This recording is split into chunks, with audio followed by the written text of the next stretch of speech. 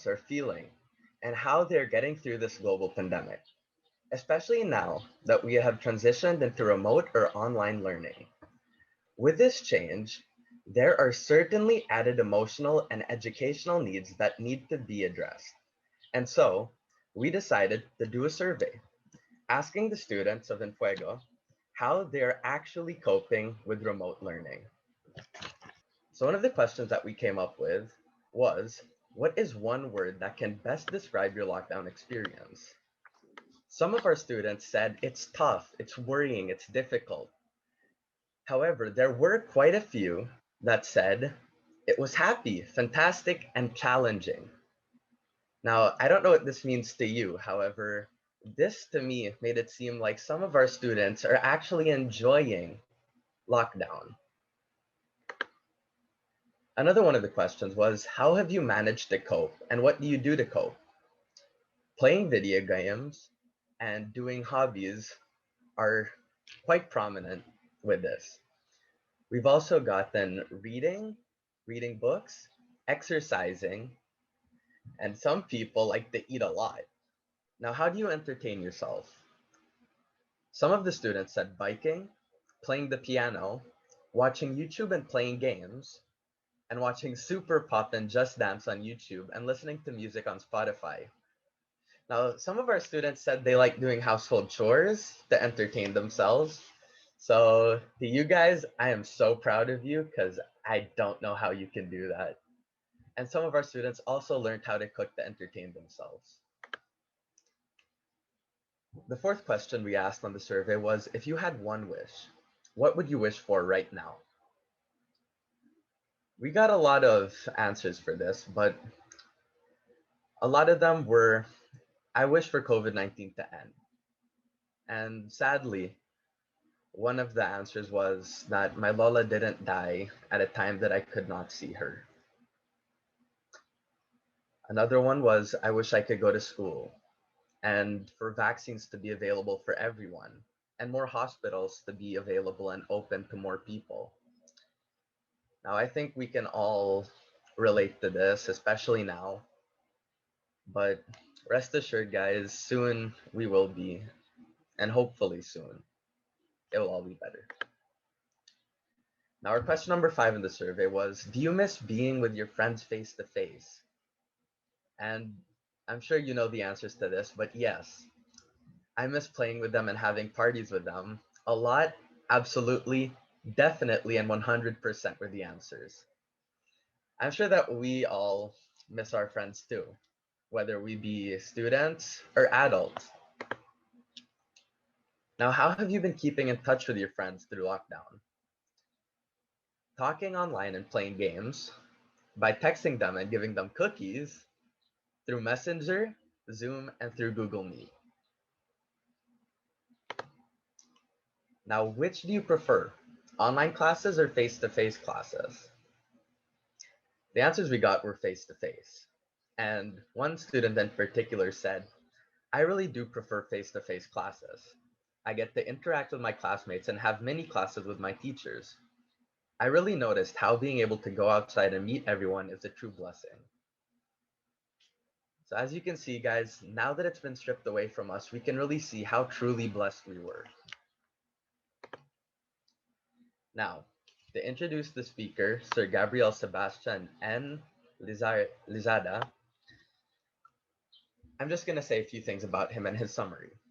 So he's a graduate of BS Educational Psychology from De La Salle University, Manila, Philippines, and a master degree in counseling from Monash University in Melbourne, Australia.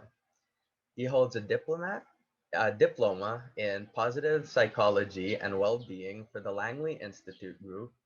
He is a certified mental health first aid from Australia, mental health first response Philippines, applied suicide intervention skill training or ASIST, and he holds a certificate in Safe Talk, suicide alertness for everyone.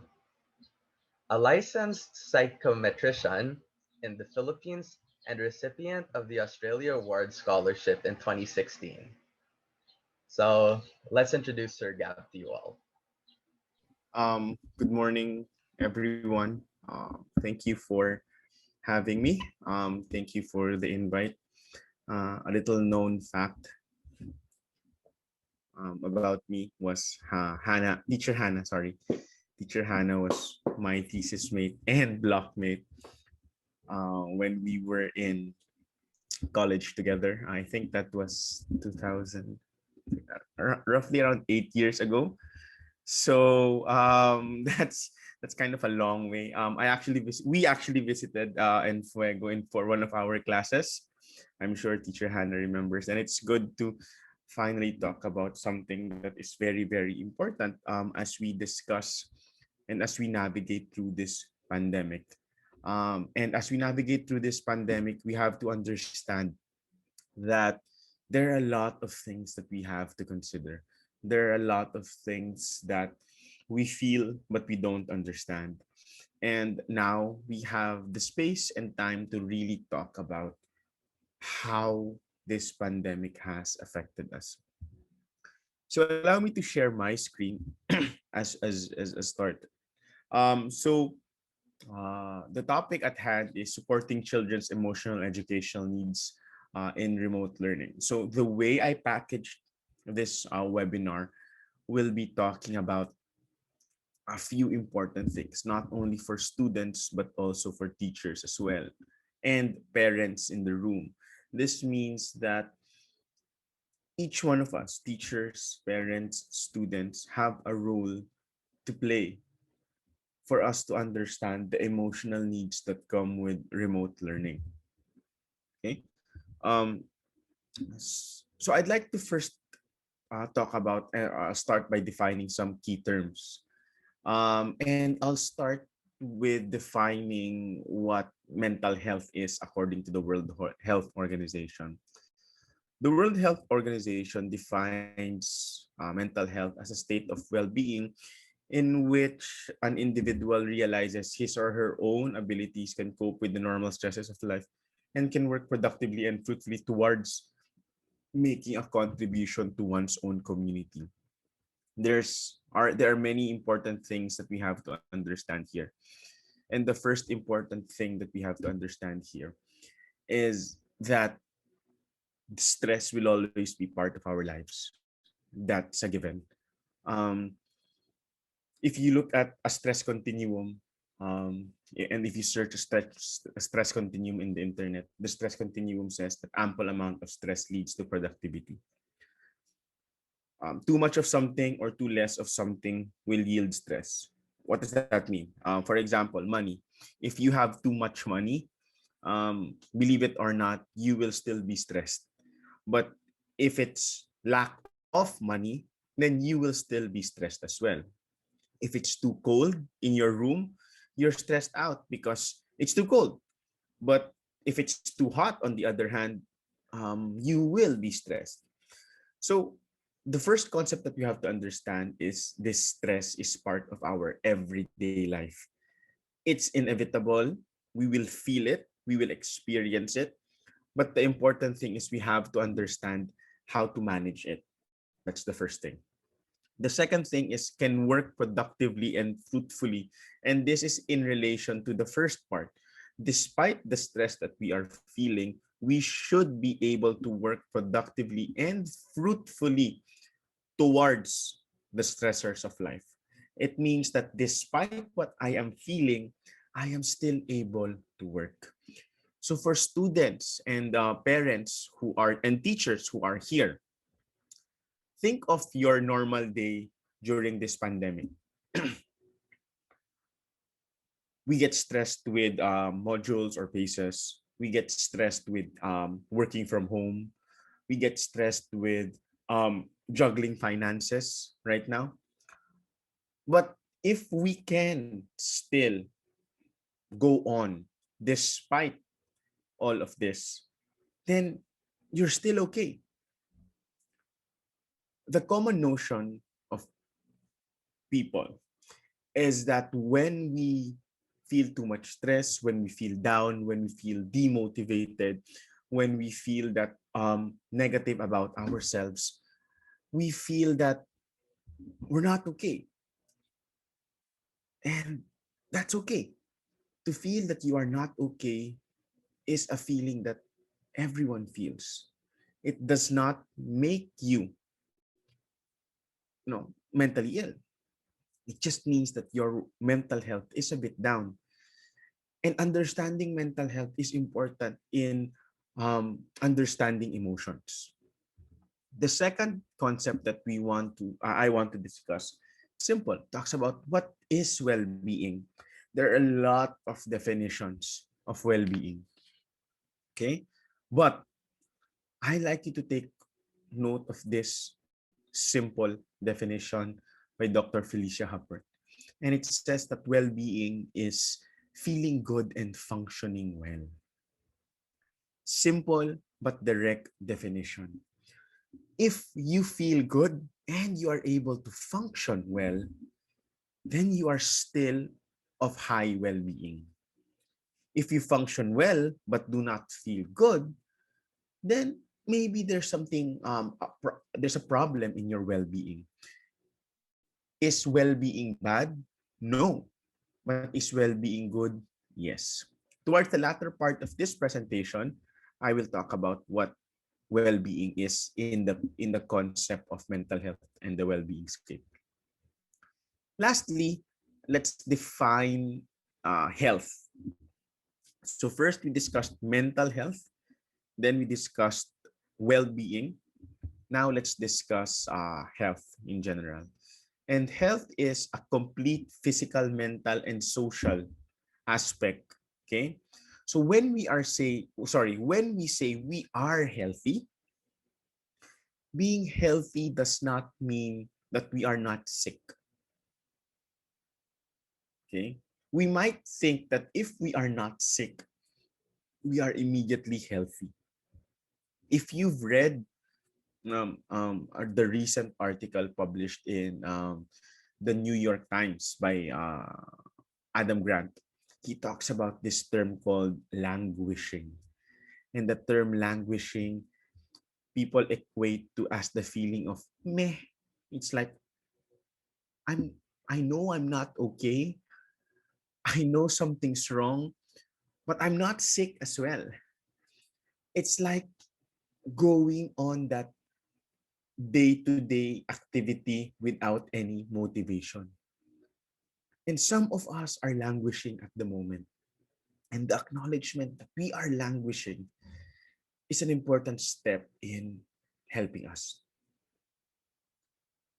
Now, we have to understand that if you are healthy, okay, it doesn't mean that you are not sick.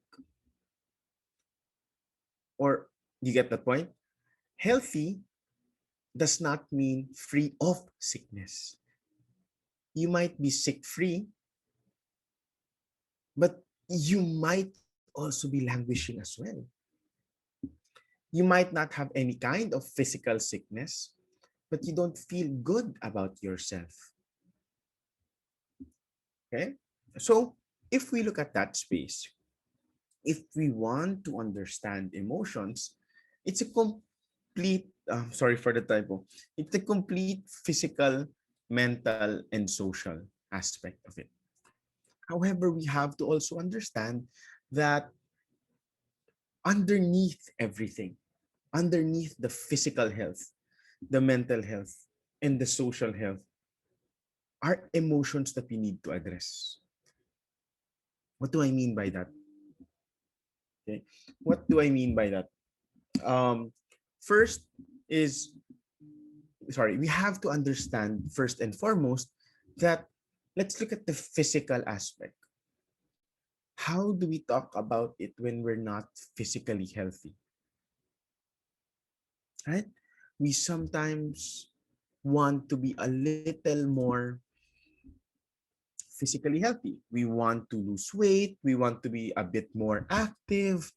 We want to engage in exercise activities. But when we don't, what happens? We feel bad about ourselves. There's an emotion underlying that physical health. When we talk about mental health, are we okay? Are we having a difficult time? And right now, let me tell you, it's not only the parents who are having a difficult time, it's also the students who are having a difficult time. It's also teachers. I understand teachers because this is a new setup. For teachers who can still maintain their energy while teaching, props to you, kudos to you, because it's really like talking to nobody while you are teaching. It de-energizes. So, and parents now get to understand how life of a teacher is a little bit difficult because now most parents are sitting beside their children, right? So, in terms of mental health, it's a shift, it's an adjustment for teachers, parents as well. Parents also have to work and at the same time manage their kids. So the mental health of everything again talks about emotions. When will this pandemic end? And in the social aspect, we feel it. Um, Joshua presented, I want to be with friends. I want to be able to talk to my classmates. If I had asked you maybe a year and a half ago, would you prefer home studying online or through face to face? Most of most of the responses would say, I would rather study online. But here we are studying online for about 2 years. And how long more?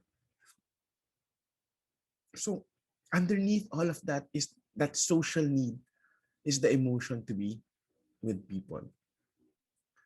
So if we are going to talk about emotions, look at emotions as the base of every pyramid. Okay? So if you want to understand emotions, the first thing that we have to understand is at the top of this pyramid is mental health. I'm not talking about the the normal typical pyramid here.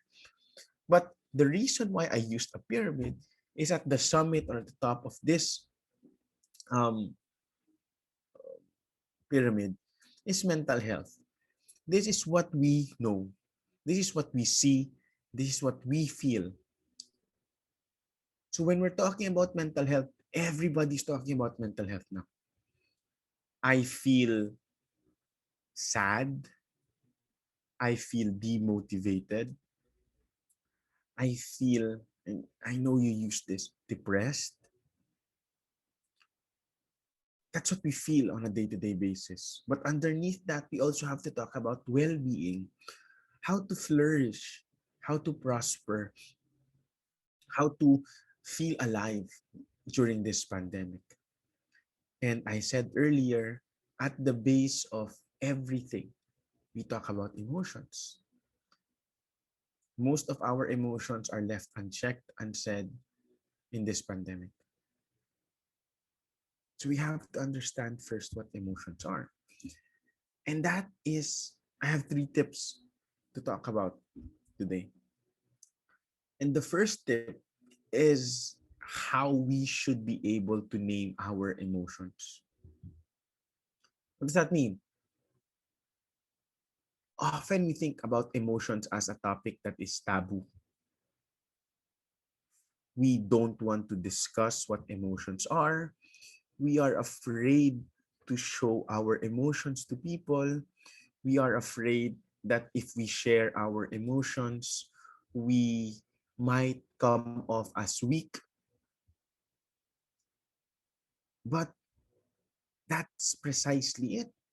When we name emotions, when we talk about emotions, when we feel our emotions, that's where it all begins. Maybe we can say me or not me, okay? Or however you want to respond to this in the chat function. I know it's a bit early, so something to wake us up. When I am sad, do I say I'm depressed? Anyone who does this? Do we use this terminology sometimes? No? Somewhat? All right. Don't be afraid. This is part of everything. Or when I am nervous, do I say that I have anxiety? Right? Do we use the term anxiety? And you see the responses here. It's more of the adults, right? As we grow older, we begin to trivialize all these such things. When I cannot sleep, do I say that I have insomnia? Tama?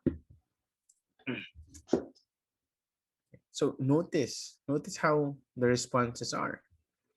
Or when I feel here, see, do I say, for example, whenever I feel down, do I say to myself or do I say to others, think positive? When someone goes to you and says, I'm feeling a bit down, the tendency is, think positive. Okay lang yan. Right? That becomes, problematic in a way that, are we not allowed to feel negative things? Are we not allowed to feel a little bit down for the day? When I hear someone say, I want to hurt myself, do we say, um, wag ka magsalita ng ganyan, masama yan? Right? This is a common thing. So why am I saying this to you? Because in my experience as a therapist, I have heard people a lot say, students say this. Okay? Again, when I see someone in pain, not physical pain, but any kind of pain, they're having difficulty, any kind of pain, even the most, you know, the the normal kind of pain, do I tell them, marami pang may ibang mas malaking problema sa'yo? Like, there are others who have bigger problems than you, right? So these are common languages that we have to understand, because when we are to name our emotions, when I or you are able to name your emotions, I am able to express what I feel. When you are able to express what you feel at the moment, then you are more capable. When you are um, able to explain yourself better, you are more capable of being understood. When someone asks you, and this is the common thing, how are you? What do you respond? Normally, someone asks you, how are you feeling? What is your common response? I'm fine. There you go. That's okay lang. Right? Everyone says to some extent, okay lang. But what is okay lang? What does that really mean? If you ask me what okay lang is, okay lang could mean, okay lang, I'm surviving. Okay lang, I want to be heard. Okay lang, I can't do anything about it. So the term okay lang does not tell us anything at all.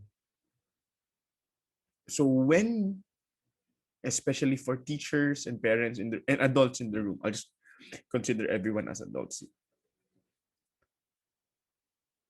When you ask your children or your students, how are you? And they say, okay lang. Please follow up that question with, what does okay lang mean? That tells you a lot. Don't accept okay lang from students, from your children and or students. Always ask, because children at this age are at a point where they are beginning to understand themselves. And some children are ashamed of what they are feeling. They will not. Lucky for you if your child, student, openly discusses what they are feeling. But sometimes that's not the case, right? And everyone is entitled to their own emotions. Meaning, if you feel sad, you are entitled to feel sad. Does not matter if what this person said was true or not. Because in your case, if someone said something that was not so hurtful, that was meant as a joke, then if this person got hurt, then he or she is still entitled to their own feelings, regardless if it's true or not. So we do not say, ikaw naman, hindi ka naman mabiro. We do not invalidate that by saying, nagpapapansin ka lang. We do not minimize their feelings as well by saying, wala lang yan. Mawawala lang yan bukas. If your student is scared, ask why. Okay? And it's also, because this is a unique situation, we have to understand the needs that come with remote or online learning. And I fell under this trap earlier this year because, earlier last year, started teaching online April 2020. I caught myself having the same standards as having a face-to-face class. Whatever the standards were for face-to-face class, that's how I applied it to my students. And I caught myself early with that. So my students come and say, I cannot concentrate with online learning. And I say, masyado namang atang maarte itong student na ito. And then I began to realize when I took online classes as well for personal development, I began to understood that it is difficult to concentrate at home. It is difficult to look at a screen for 8 hours or 6 hours or 4 hours, not talking to everybody. It's even difficult to talk and as a speaker in a webinar for 3 hours. You know why? Because when you're talking to when you're being a speaker in a webinar, all cameras are off. Lucky for me, I see faces. So from time to time I scroll, I see faces, I'm energized. But what if all cameras are off? It's like I'm talking and making a recording to myself. But that's kind of difficult. So I have to catch myself. And this is something that I learned through experience, is that emotions allow space for an open conversation. What I often hear from students is that my parents don't understand what I am feeling. Thus, I have to resort to talking to friends. I have to resort to ranting in my social media account because I'm not allowed to feel anything. Students in the room, in this call, it also allows, and maybe it's time to understand that parents are not here to scold you. Parents are not here to say that you're just acting out. Teachers are not here to blame you for what you are feeling. Help us, for the students in the room, help us to understand you better by telling us what you feel. Don't make us guess. If you're having a difficult time with school, tell us.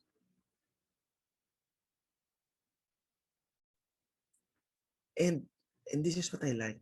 Emotions build relationships. When you tell me how you feel, that entails trust. That means that you trust me enough to tell me a thing that is bothering you. If you tell me your emotions, to some extent, you are making me vulnerable. You are making yourself rather vulnerable. But you are trusting me, the person you are telling your emotions to help you.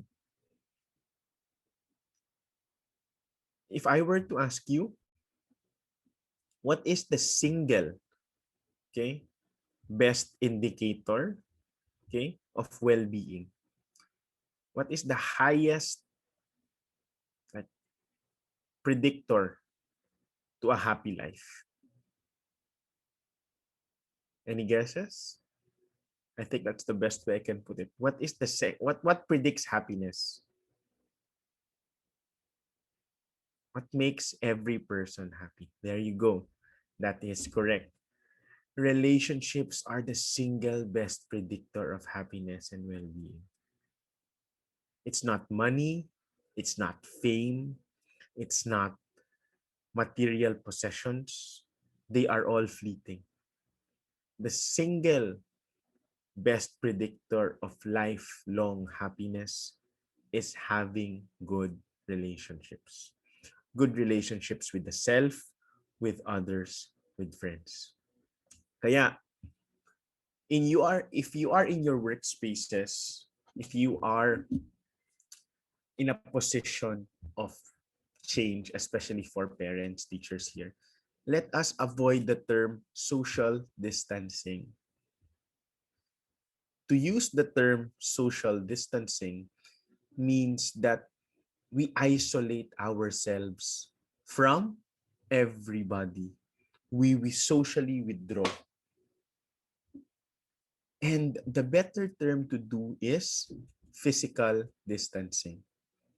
To physically distance ourselves is to put 2 to 3 meters away from us, but still maintaining that conversation, but still maintaining that social relationship. So let's slowly change our language from social distancing to physical distancing. So when we express our emotions, the thing in green is what we say all the time, right? When we say we are angry, we know what we are angry. But are we really angry? Instead of using angry, we can use the term frustrated, annoyed, irritated, or offended. What this person told me as a joke angered me. No, it actually offended me. And why is it important for us to understand which emotion to tell? It's because when we say that we are angry, or when we are more precise with our emotions, I'm a bit irritated, then we are able to understand the degree to which this person is feeling. I'm angry at myself because I cannot finish the pieces or the modules. No, you are frustrated because to be angry is much worse. It's a higher form of um, emotion if we're talking about the emotion wheel. It's the same with sadness. I feel disappointed, regretful, dismayed, disillusioned, or down. Anger could give us headaches. Yes, it does. Because there is a physical manifestation for these kind of things. If you are too angry, then it might manifest physically as well. When we are hurt, okay, we tend to say we are hurt. But is it because we're hurt because we feel betrayed by our friends who broke our trust? Or you might feel hurt because you feel isolated because you are not being included. Embarrassment. Okay. You did something wrong. You're embarrassed, maybe. Or is it because you are guilty or ashamed? Expressing these kinds of emotions at a certain time, at a correct time, and the way and the language we use is very, very important. Nervousness, we can manifest it as being stressed, confused, worried. But look at this. We look at one positive emotion of happiness. We can say that we are thankful, content, relieved, confident about what we are about to. So these are some of the emotions that we can talk about. And take note, each emotion connotes a different kind of strength. Happiness is at the middle. The biggest, the most, highest form of happiness is actually joy. Okay, we'll talk about positive emotions in a while. And why do emotions matter? So negative emotions limit our actions to one or two possible choices. So think about the time that you are angry, that you are frustrated. What is it that you want to do? It's either you want to be alone, or you want to shout, or you want to cry. So negative emotions limit our actions to one or two. But positive emotions broaden ourselves to a number of choices. Notice when you are happy, you want to do a lot of things, right? If you are happy, you want to go out, you want to spread the good news to friends, you want to tell people about all these things that has been going well in your life. But let me tell you this, negative emotions are not bad. We are allowed to feel negative emotions. We are allowed to feel stressed. We are allowed to feel angry. Okay? Because negative emotions are for us, for our survival. Whereas positive emotions allow us to learn. So let's talk about some positive emotions. The first positive emotion that I want to talk about is joy. Joy is the happiest, and it's higher than happiness. So, for example, I'm going to talk about it in three ways. First is what activates it, or what facilitates joy, what triggers it, of these positive emotions rather. And then when we feel these positive emotions, what do we do? And once we do it, what do we get? So what facilitates joy, or what activates joy, is the feeling that you did better than what you expected. So for example, you are to present something in class, and your teacher gave you the feedback of, wow, that was a really good presentation.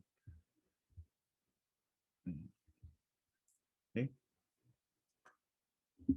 That was a really good presentation. And then you said, thank you, teacher. I tried something new. So what is a tendency? I have a question here. What is a tendency? A tendency is something that you do, right? Something that you did rather, or you do. Okay. So you tried something new, and because of that, you played around with something. You tried something new. You wanted to become creative, and what is the outcome? You acquired a new skill. Aha! If I add pictures to a presentation and my classmates laugh, that means that it is working for me. So the next time I am to present something, then I will try something new. Second positive emotion is gratitude. What activates, or what facilitates, or what triggers, or what starts gratitude is when we receive gifts, or when we do something for others.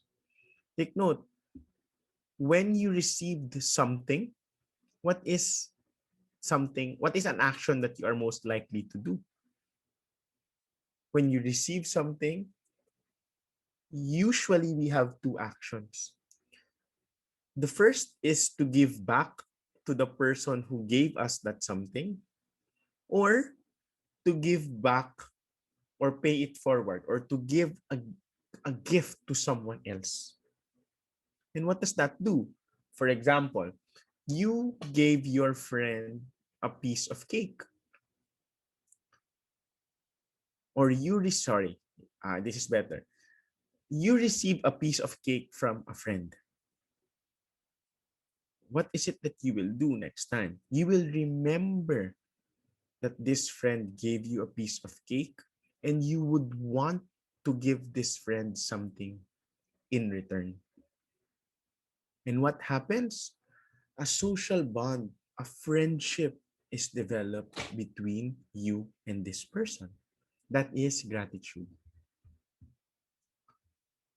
Positive emotion of serenity, right? It's more of a low effort thing. Okay. Think of a sunset. It changes a beautiful sunset. It changes your view. It changes your view of the world. That is serenity.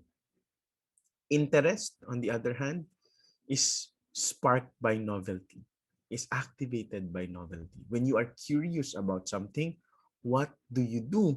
You go to the internet and search for it. So when your child or student wants to learn about something, teachers and parents can facilitate that interest by saying, okay, let's search for that together. And when the child does not understand, then the adult in the room can begin to explain. And once that happens, the social bond increases, the relationship increases. But for the child who shows or showed interest, they also gain knowledge and motivation and a supportive environment. When I don't know, I know who to ask.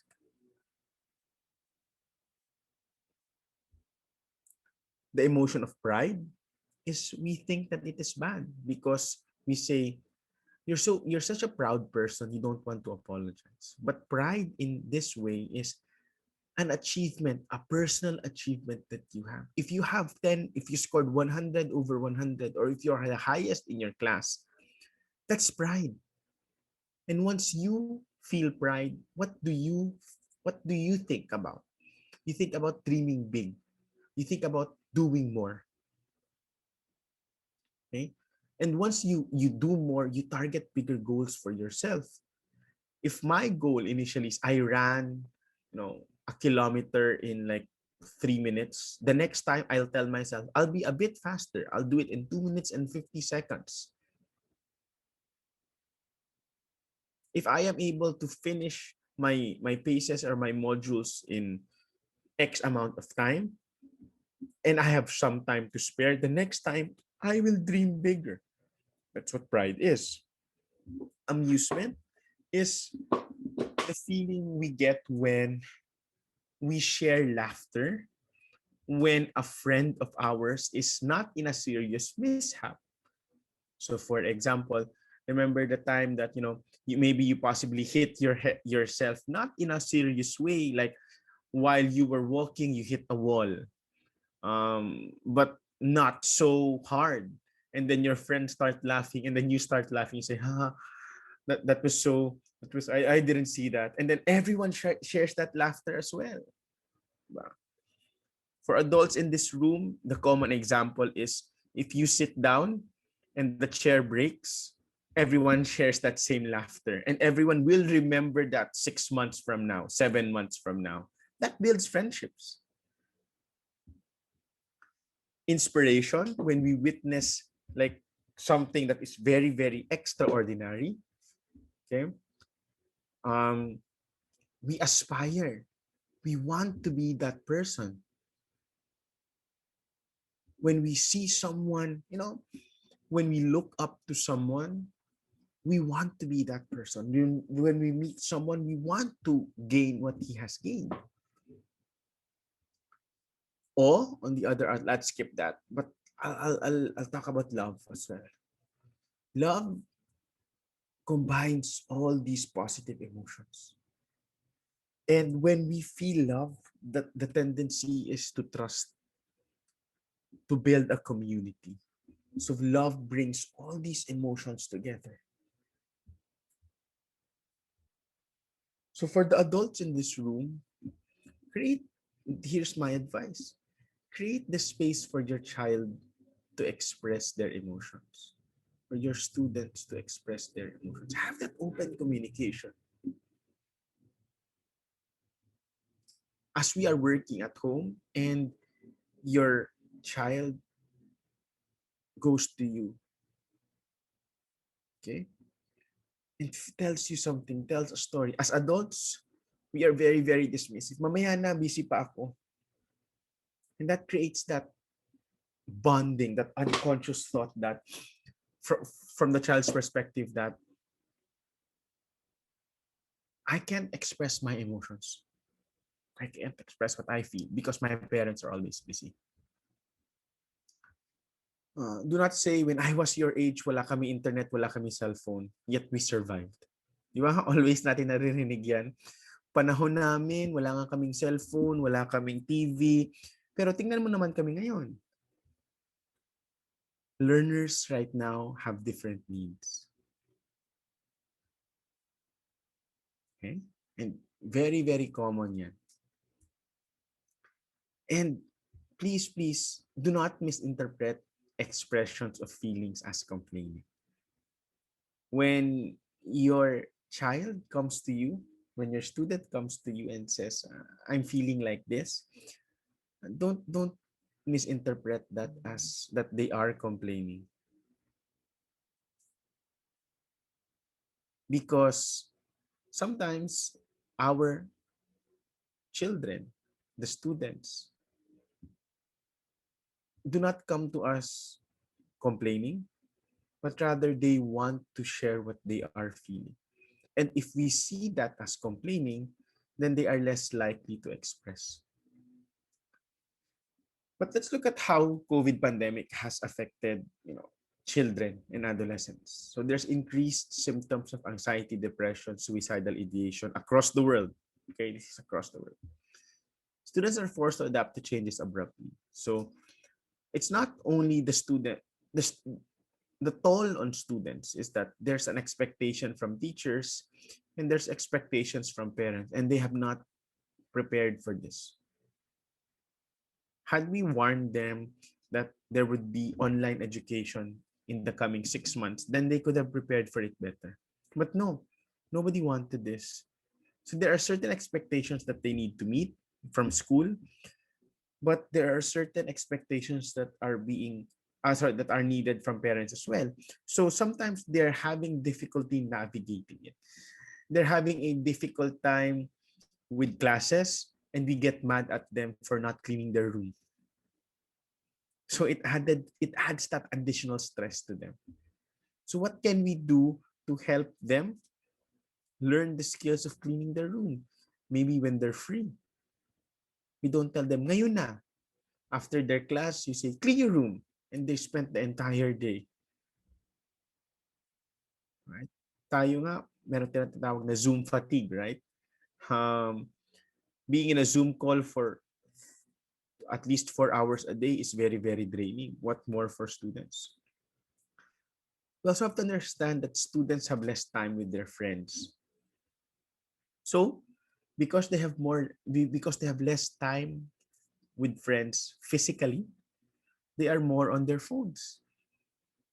And you know what kept me sane during the first part of this pandemic is that every night I played video games with my friends. So even though I did not see them physically, we still managed to talk every single night through games. So games are not necessarily bad.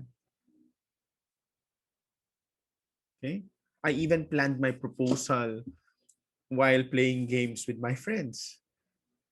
So, because we want to keep our children safe, we also have to understand that they will find ways to connect with other people. And students are stressed now more than ever, more than face-to-face classes. I think everyone is. Um, then there's a decrease in meaning and purpose with education. You might hear your children say, I don't see the purpose of education. I'm not learning. Okay? And that's okay. We have to understand that and reassure them that you are learning. You might not just see. There's decreased motivation with accomplishing tasks. Don't be surprised if there's a decrease in academic performance. Don't be alarmed. That's normal. Okay. The question that we have to ask is what can we do to help them? And most students are feeling this, and I'm sure some will agree that they are not learning. They are just more of complying. I will have to pass this because of that, because teacher said this, because teacher said that. I will do this because my parents said this. Whereas when there was face-to-face classes, we can really assure that learning has happened. So tip number two, I'm just going to have to adjust on the fly. Tip number two is self-compassion. So self-compassion is the act that we do not or we cannot be too hard on ourselves. It's noticing that things are difficult as it seems, that this is a new situation for all, but I act as if I am kind to myself. So sometimes, when it's very difficult to understand that not everyone is having a difficult not sorry everyone is having a difficult time. And even for us adults in the room, we are very critical of ourselves. Students in this room, we are too critical on ourselves. If we can't do something, then we blame ourselves. But adapting the view of self-compassion towards ourselves is a very, very important skill that we have. So these are, I'll just adjust them. Examples of common experiences of people having with blended learning. For teachers, there's no response. It's difficult to get responses from students. Um, Sometimes, from my experience, students will not be in class. You'll feel less energized, and students will feel that they're not learning. Parents as well are having a difficult time. Ano ba to? I don't understand what the lessons are for my students. Uh, for parents, it's like relearning primary years all over again. 'Di ba? If you're sitting beside your child or helping them with their exercise, it's like, uh, what is this? I don't know what this is, 'di ba? And you begin to tell yourself, oh my God, what am I doing? So be kind to yourself and say that, understand that, okay, how is a self-compassionate response would be. So for example, no response to students. So for example, you tell yourself, there's no response to students. I believe that, studying is difficult right now. Or another example would be, halimbawa, uh, the parent or the student is saying to the self, I'm not learning at all. This is so difficult. A self-compassionate response would be, I acknowledge that I'm having a difficult time. I know that most people are as well.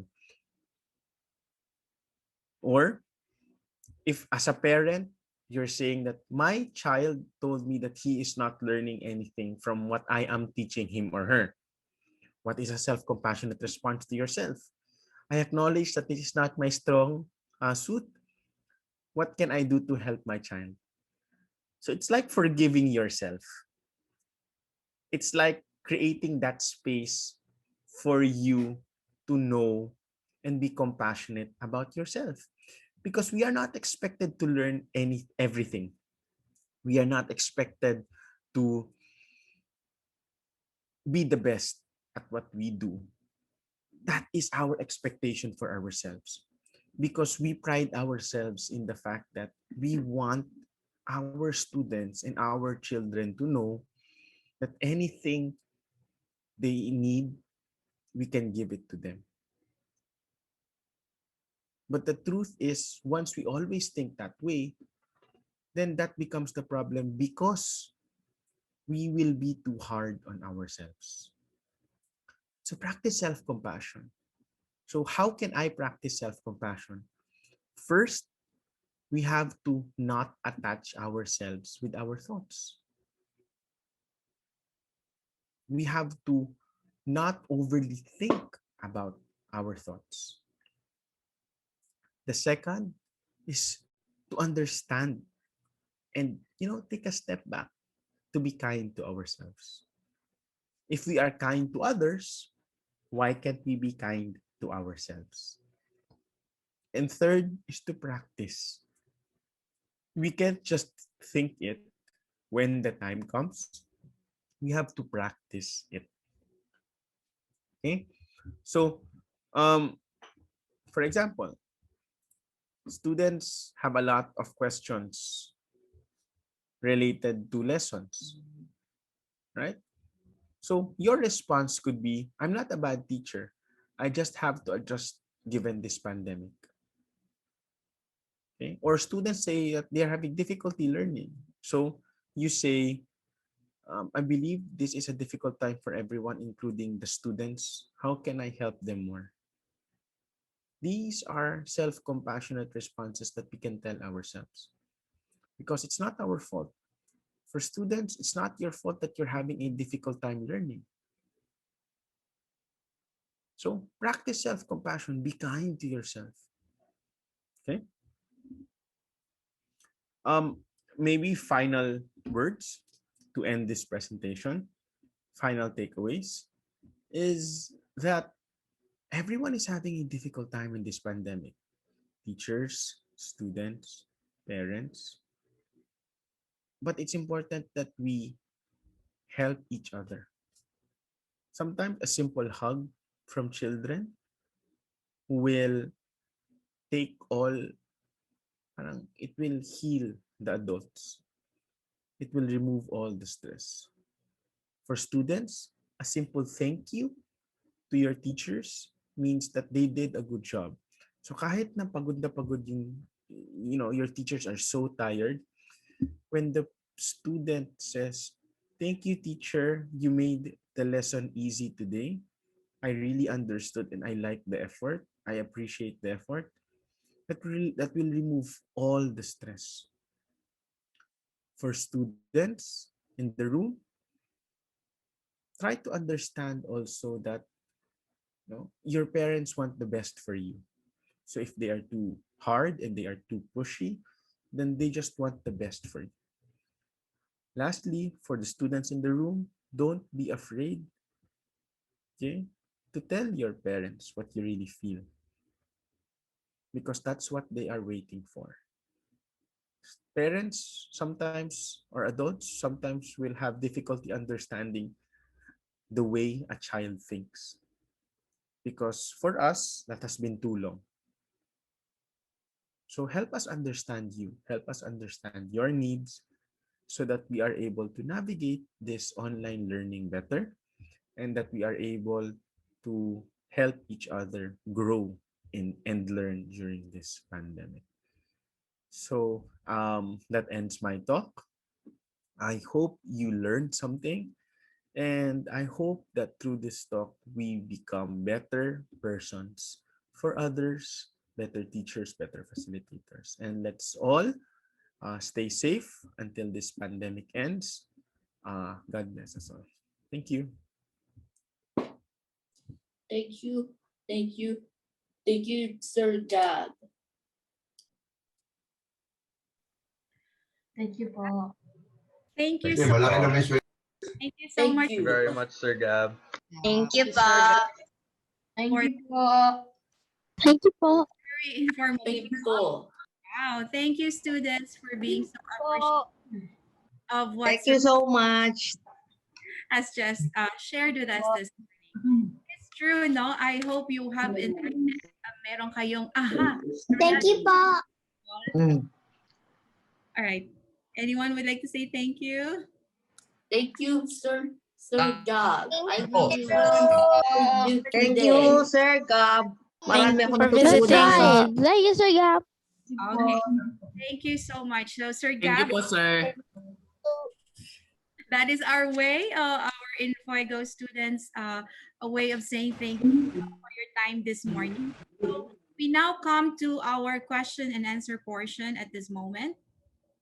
If I will, we will now open the floor for any questions, clarifications, some things that you want to ask Sir Gab about his talk on how to support our children's emotional and educational needs while we are now in remote learning. So if you have questions, please chat it in the box below, and we will address the question for Sir Gab. So, indeed, no, to manage our stress. Wow, yung word na stress, big word. No, stress management talagang it incorporates not only our physical to manage to have a perfect well-being. Not only should we manage our physical but also our emotional, mental, and social, just like what was being shared by Sir Gab, no? So, Sir Gab, I have a few questions here. How do we now identify our kids, or no, our pwedeng as parent to our children, as teachers to our students? How do we now identify that our kids or students are emotionally or mentally not healthy? Are there any signs that we should be more alert of, and manifestations perhaps? Okay. Thank you for that, Teacher Ruth. No. I think the easiest way for us to understand that there might be a problem is that when our kids do not act the way they usually do. So, for example, uh, your your kid or your child um, overslept. Okay. Normally, when your child oversleeps, papagalitan mo. That's normal. Um, so you have been every time that student or the child oversleeps, we scold them. But for this instance, the child breaks down and cry. Something might be wrong. So when a behavior is not normal, normal in a sense that I don't want to use the normal, it's something's wrong, is that they react in a way that they don't usually uh, react to. So when you tell them to clean the room, they have this emotional tantrum. It might not be with you, it might be that they feel something, and you just you just triggered it.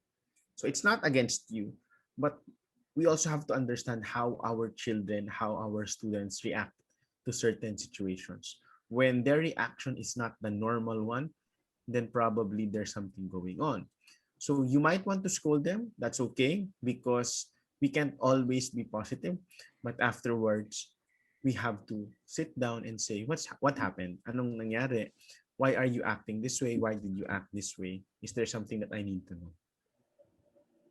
Right, thank you. No, so not just then we need to be very observant as well, Sir Gab, right? Yes, So correct. you have to read between the lines what they're saying. They're saying something, but what is it really that they're not saying? Yes, correct. So thank you for that. So another question: children do socialize through online during the pandemic. How should parents manage screen time during the lockdown? This is especially applicable for the younger children. Um, Multiple studies have shown that younger children should have less screen time than the older adults or older children. Um, because, and these were studies before, because we want children to play, but that's not what's happening now. Multiple studies I've been reading are telling that we can limit the time, because I'm a I come from the school of thought of behaviorist. It's one of a reward system. If the child does this, then they should be rewarded in such a way. Um, and limiting it is very, very important, because we do not children will just say, but I'm talking with friends. But you also have to learn, you also have to help out with chores. So a healthy balance for all is very, very important. And how do you do a healthy balance for all? You can make them have 6 to 8 hours of screen time, right? uh, have them exercise, have them do chores, spark their interest. I think that's one very what interests them. um, Make them, if they want to learn how to cook, maybe teach them new skills. If they're into drawing and arts, make them draw, be engaged, strengthen what they like. But most students will say, I like games, but how can we make the game as a friend Yes. more than, yeah. Yeah, speaking of games, now that even you yourself, Yeah. you mentioned that while you're having that thesis and all, you're also, kind of stress reliever is to play games. So, if is online games between students okay for now as a replacement to physical play? Since Yes, it is. It fosters social connection for as long as that game does not hamper um, or impede on communication. It builds social relationships, and it does not prioritize over the school needs. So, for example, I haven't seen every, like, if you haven't seen someone for the longest time, like if hindi kayo pinapalabas ng parents nyo, how can you maintain social connections without seeing them, without playing with them? So online games are good. Make sure that they are playing the appropriate games and using the appropriate language. yes, that's right. No, but also there's a limit for that, I guess. That No, is correct. Yes. you also have to stand up and stretch because Yes, of course. sitting for a very long time. Thank you for that answer, Sir Gab. Now, there's a question. If a child says, I don't want to go to school anymore, how should we deal or respond to that as a parent or a teacher? Now Okay. that they're being very comfortable doing it online. You don't want face-to-face classes anymore. Is that the assumption? Yes, if a child prefers to stay online rather than face to face, Mm-hmm. which the government would say that it's okay now to go back to school. So, Mm-hmm. how do we address and deal with respond to that student or child? That's a very, very interesting question, no? Because the child, technically, the brain of the child the brain of an individual will fully develop at the age of 23 for women, 25 for men. That's how the brain develops from the back to the front. The last part to develop is what you call as your prefrontal cortex. And in your prefrontal cortex, that is where executive functioning or decision making happens. So before an individual, a person gets to decide what is right and what is wrong, the part of their brain that develops first are impulses. And we have to understand this, that when a child says, I don't want to go to school anymore, they are acting on impulse, because they might be thinking, if my classes start at 8, before I will have to wake up at 6:30, 6 a.m. But now I can wake up at 7:45, take a quick bath, and eat. So they will not think of the long-term consequences yet. Okay? For us parents, what do? We have to understand why. Why would you go to face-to-face classes anymore? But we have to make our students understand that this is a temporary situation. Eventually, we will have to go back to face-to-face classes. Eventually, we will have to adjust to the new normal. But there might be advances in education where go into what we all know as blended learning. It depends on how the school administration will go through that. But face-to-face classes is inevitable, whether it's in primary or in tertiary education. We just have to prepare our kids and make them understand that this is a temporary situation. Right. I like that. I like how you said it. No, no, you have to prepare or rehearse, right? Rehearse the kids. Now, anak, this is just for a moment, but let's see how it goes from here. So it's not something that we do forever. So yeah, another question, Sir Gab. What if the child won't answer? You've mentioned about discussing emotion, acknowledge or name the emotion of the child and have an open conversation or open line of communication to your students or to your child if you're a teacher. So what if the child won't answer or open up when parents ask them of what's happening in school? Are you Mm-hmm. okay? Just Mm-hmm. like, okay nga lang ako.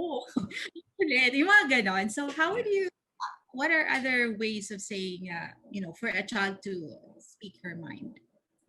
Di ba, like teacher Ruth, I mentioned earlier, na swerte ang parents if their children or your students would openly say what they feel. But the reality is that most students will not, right? Most students. And it's about, and this is what I learned from my mom. It's all about timing. Sometimes now is not a good time to ask. But if you find the right time that the child opens up, take advantage of that time. If your student or your child does not share at this moment, okay lang nga ako. Eventually they will. And once they do, take on that opportunity to expand and know more. Or second thing is maybe you can ask the teachers in who have constant communication. You can make your personal observations. um is my child being more irritable than usual? Is my child isolating himself or herself? Is my child happier than usual? We have to notice all these things because this gives us an indication like, oh, you're happy, what happened in school? Okay. One tip for parents especially, is make students relive their experiences. There's, passive and active responses, passive constructive responses. But here, make it an active constructive response in such a way that your child is happy and says, Mama, I like what happened in school today. I'm so happy. Parents, after a long day, would say, that's nice. Congratulations. So, um, maybe ask them, okay, talaga, what happened? Can you tell me about what happened? Make the student relive that feeling so they will be able to communicate more. Right. So be interested also, no? Like there's always a fake interest. So, but you really have to take time. You really have to take time to do what they're feeling at the moment, what makes them happy. So is it right to assume, again, another question, that with this transition to online learning plus the lockdown, it being a big challenge to children in terms of adjustment physically and emotionally, what is most important is safeguarding well-being of the child rather than the academic achievement. But needless to say that the situation should not be used as an excuse by the child to take schooling for granted. Now, which made me to another point, Sir Gab, no? What if you go to a face-to-face na? We have protocols already that when we're outside, we have to wear masks and a shield, Yes. all that, and social distancing with the desks and whatever their learning centers will be look like. No, so what about their emotions? What about those parents that have apprehensions that what about my child being left behind emotionally and socially now that they could see the faces really yung the normal before that we could hug and chat Mm-hmm. and your smiles, but now it's just eyes up. Yes, that's correct. Uh, Sometimes, at the heart of everything is, we really have to safeguard the safety of our um, everyone, not just our children. So we have to understand and we have to teach them that there are other ways of communicating. A hug right now would not be ideal, but maybe a wave could do that could protect us right now. It's really an understanding of how the world will change and how the world has changed. But despite these changes that we are used to, there's still an opportunity for us to be creative enough to maintain social connections. Right, right. So, Sir Gab, another question here. What if the child, I sorry, what if the child is saying, I'm tired na of everything and all this, feeling ko overwhelmed ako in my classes, kaya ayaw na niya mag-enroll. How do we Mm. respond Are we talking about it as a teacher or are we talking about it as a parent? as a parent po? Okay, then maybe the first thing that we have to do is, that's something I because I watch a lot of series, and if you watch New Amsterdam, Yes. Max Max always asks, "How can I help?" And that's a very powerful word as a parent. How can I help you? Can I help in, maybe I'm tired because I'm not learning. So as a parent, you ask, how can I help? How can I how how can I help lighten the load? I cannot carry things for you, but we cannot tell our children that. But rather we say, how can I help you, with the intention of lightening your load? Because we don't want our children to be dependent on us. So how can I help? So maybe you can do the exercises together. You can just say, "Oh, sige, let's spend an hour together. Don't think about any work." Okay, you can tell them, "All right, what if we spend or you spend 1 hour for leisure and then we come back together for work and let's finish this together." Because the tendency is, minsan, di ba, we cannot think like a child. We always want results. Mahirap yun for students. So parang it's good to understand the mind of the child. So be in their shoes. Yes, empathy. Yes, empathy. Yeah. So, another question: how do we best manage a parent false reports about how a child thinks or feels? Or what when the child hides their true emotions through lying about it? Right. That's a very tricky question. Because children by nature do not or are not expressive.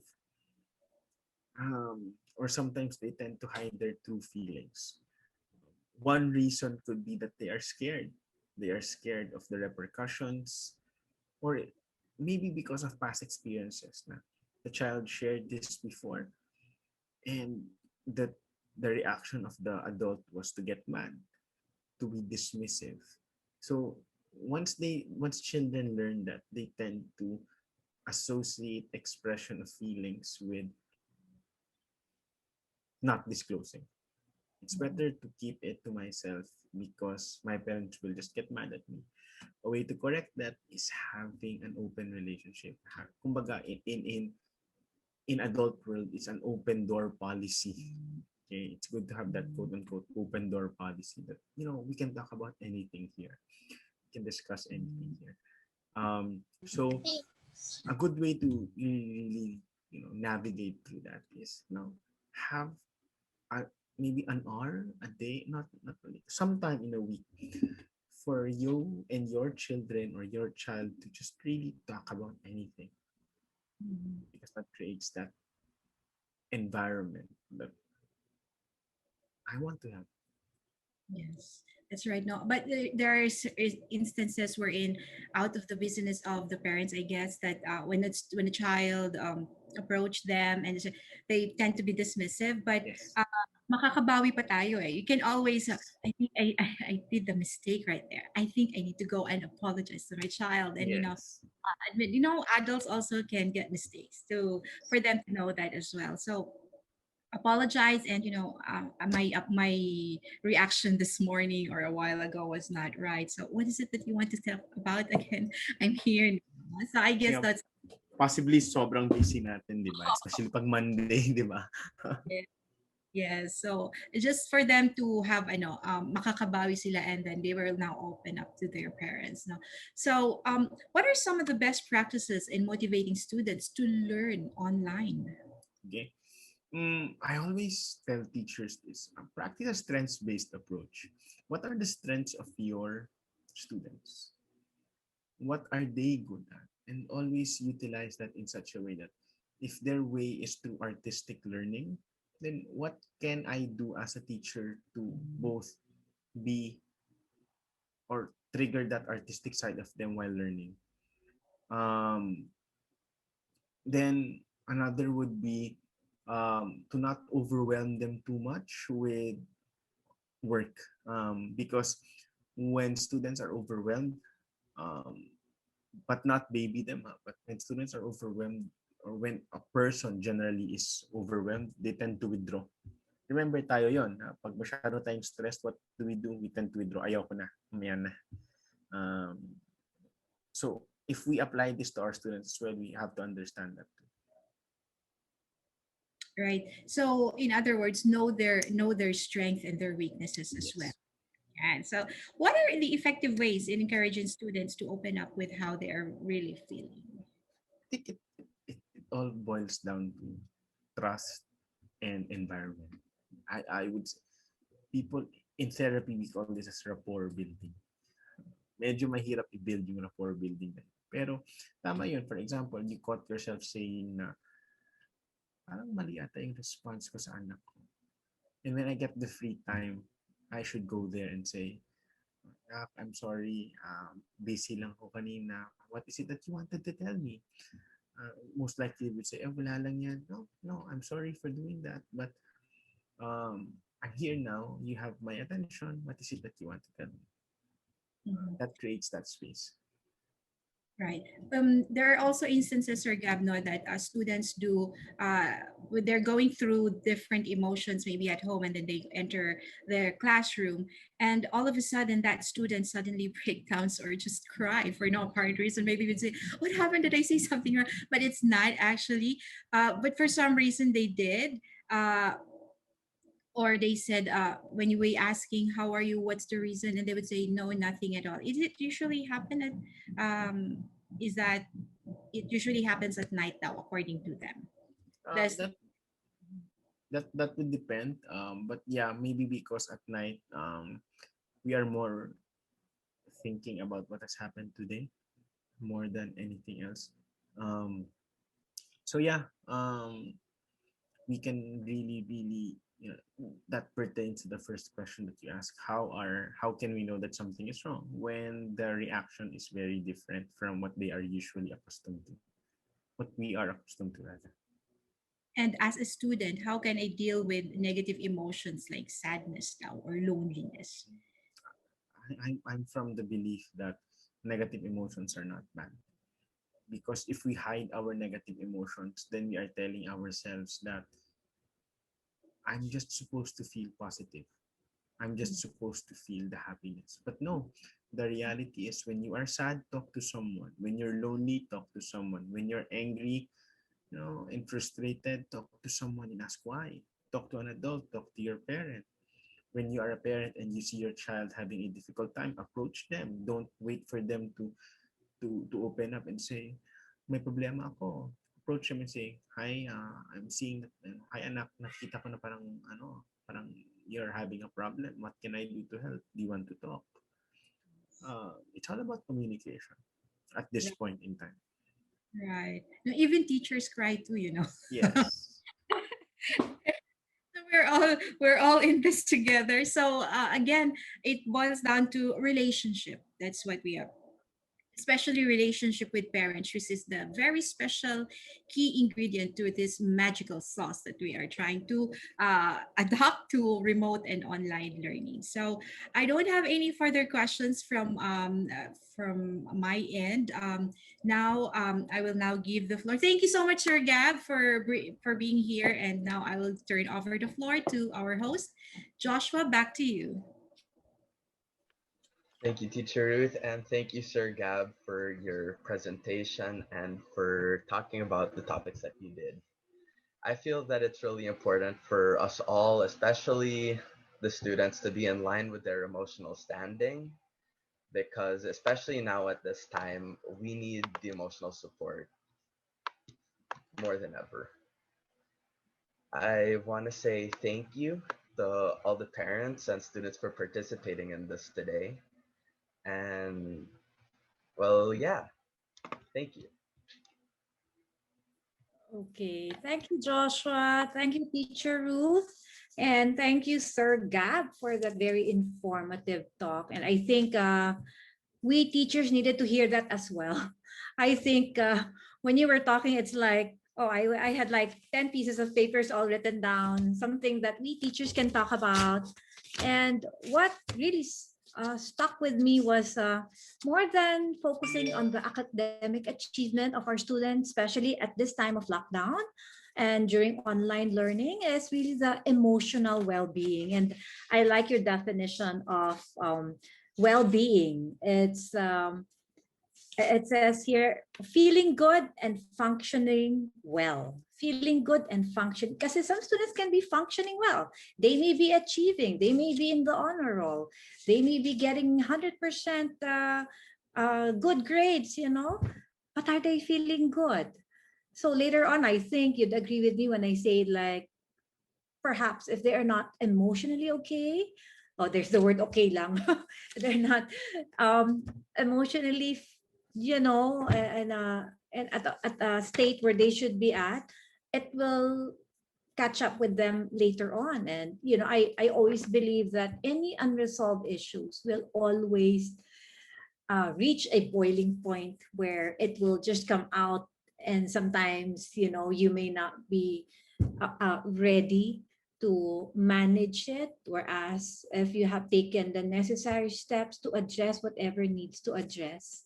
And thank you for stressing the importance of the positive emotions. I think it's really a very critical factor for us teachers to provide an environment that encourages positivity between teachers and students and between students themselves. Because at the situation we are at right now, I think we really need to come together, support one another. This is a time that the Enfuego community will really work together, that to assure each one, whoever it is that is in need of support emotionally or whatever. This is a time that we make our presence felt by just what you said, a simple, how are you? I'm praying for you. I'm thinking about you. Anything I can do with for you? How can I help you? Those are common questions that at this time during the situation, these are magical words. And so again, Sir Gap, thank you so much. I know because of the limited time that we have, so you can send your questions still through your teachers, through the group chats, and we can forward that to Sir Gap. Or maybe you don't know what to ask, or you're still processing everything. I encourage all the students, this is the start, you know, you express yourself. You know, I hope you are assured that, you know, your teachers are here to help you. We try our best to understand whatever it is that you're going through, as much as you also try to understand what we teachers are going through also. And to the parents, thank you for the support. Again, this lockdown and this school year would not have been possible if not for our very supportive parents, who are our active partners, really. So again, thank you so much, Sir Gav. And this ends our mini webinar. Congratulations to our grade 10 students, to Joshua and Ryan. Thank you for coming up with this topic. And this has been really very, very informative for all of us. So thank you, Sir Gab. It's good for the kids to hear what you discuss from a parent. So, okay. So everyone, let's all say thank you. And then after this, we will all now go to our breakout rooms. Thank you po, Sir Gab. Thank you po, Sir Thank you, Gab. sir. Thank you Thank po, you. Sir Gab. Thank you, Sir Gab. Thank you po. Thank you, Sir Gab. See you po. I'm gonna find the breakout room to join po.